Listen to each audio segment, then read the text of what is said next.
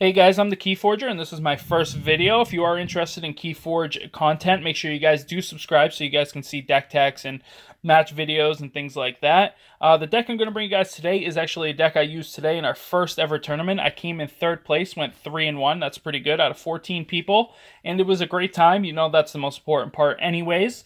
It's a very interesting deck, as you can see the name of the card, She Who Frowns at Randomness.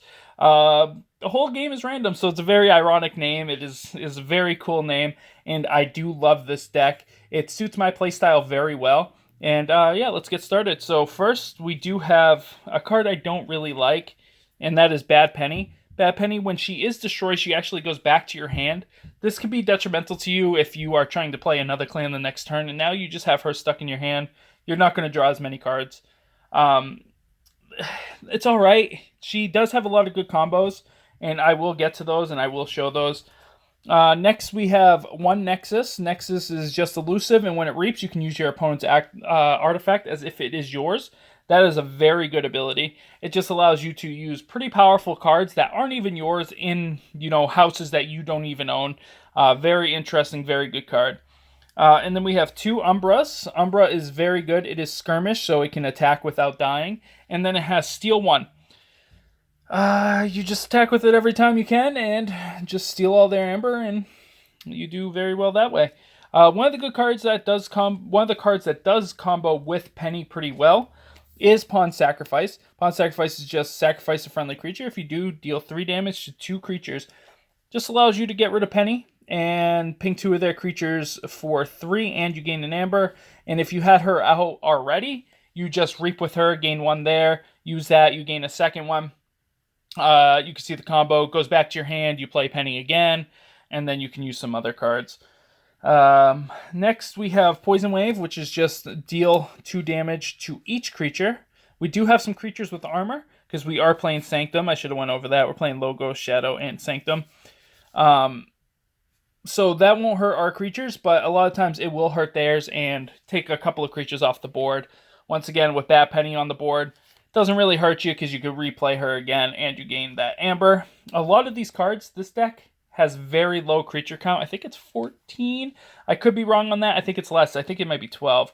Either way, very low creature count. A lot of our cards do give us amber, though, when we do play them.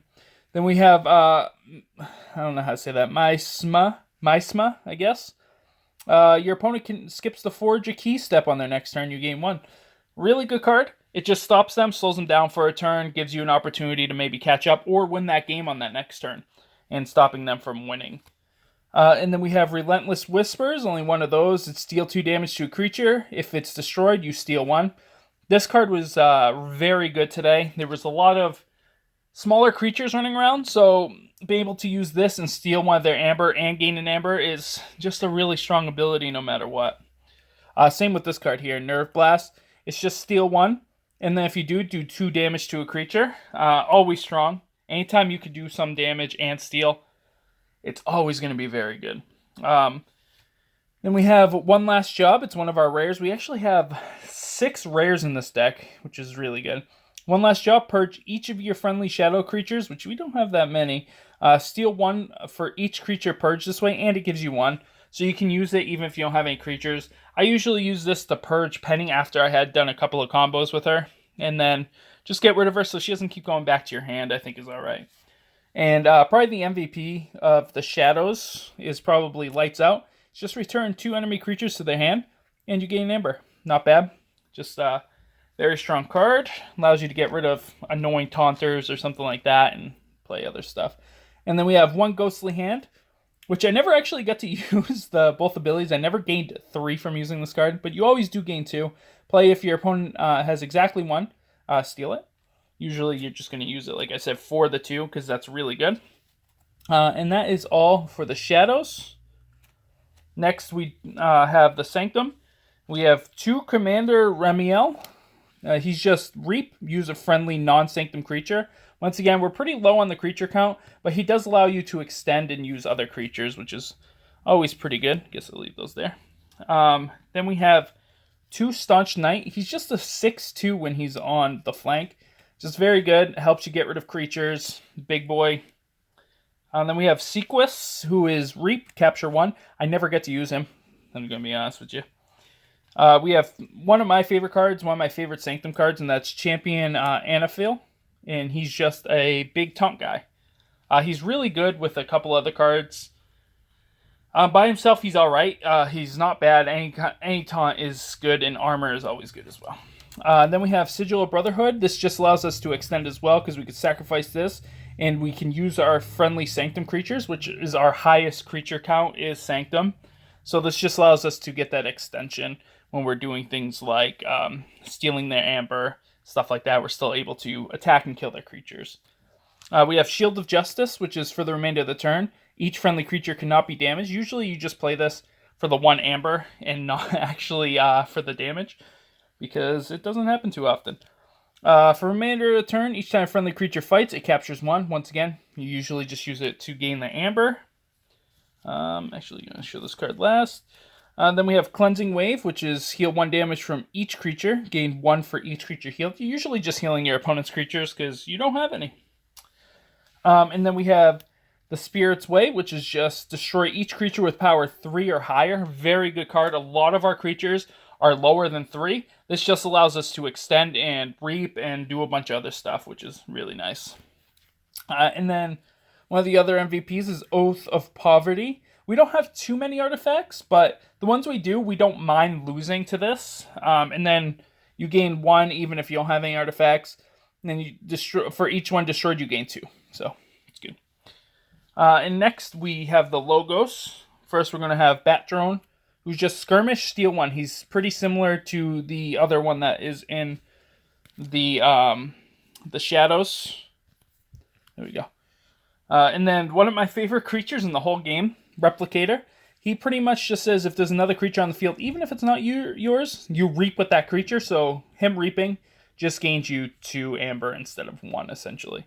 But there has to be another creature on the board, which is kind of sucky if it's us, because we only have we have very few creatures, but usually they have some. And a very good combo with that is Experimental Therapy. This just makes it all houses, so you can put this on this, and then you can reap every single turn and gain 2 amber every single turn via a reap. Very strong. I use that a couple of times. There's a couple other good combos with that card as well. Then we have 1 Library of Babel. It just allows you to draw a card, which is always good. Then one of the most interesting cards that I have seen in this game, Crazy Killing Machine. So this card is extremely good, especially if you're facing people using the same clans or houses as you. It just says discard the top card of each player's deck. For each of those cards, destroy a creature or artifact of that card's house. If able, card's house, if able. If 2 cards are not destroyed as a result of this, destroy this card. So if you guys are playing the exact same ones, you're most likely going to hit. You sometimes might have to hit your own cards, but if you can get, let's say they have 3 shadow guys and you discard 2 shadow cards, they discard 1, you discard 1, you are killing 2 of their shadow cards. So it's very good in that way. We have Fogify, which is just your opponent can't attack on the next turn. We have 1 Lab Work, which is just archive a card, you gain an amber. We have Twin Bolt Emissions, which is deal 2 damage to a creature and deal 2 damage to a different creature, and you just gain an amber for that as well. Then we have Library Access, which is an insane card. It just allows you to keep drawing cards and playing more cards, which is always nice. Then we have Phase Shift. You may play 1 non-Logos card this turn. Very good with Library Access, because it just gives you a little bit more reach, because obviously you're going to draw cards. You're not going to all draw Logos. And the final card is actually 2 rares in the exact same card, and Knowledge is Power. So it's just choose one. You can either archive a card, or for each archive card you have, gain 1 amber. We don't have super many ways of archiving cards, but this card allows you just to archive a card and get a little bit of advantage off that. And if you do, for some reason, have 3, 4 maybe archive cards, there you go. You gain 4 amber. It's very good in that way. So it's a very spell-heavy deck. Most of the spells do give amber, so you're able to build up amber pretty quickly. Like I said, I went 3-1. I faced some pretty interesting decks, and I had a lot of fun. My friend His deck is extremely good. He came in second. So we're going to be playing tomorrow. I'm probably going to bring a match from this deck versus his deck to see which one of those won, because we didn't face each other. Me and my friend, none of my friends face each other. And yeah, we'll see what deck is best. And hopefully you guys subscribe for those videos. And I will see you guys later.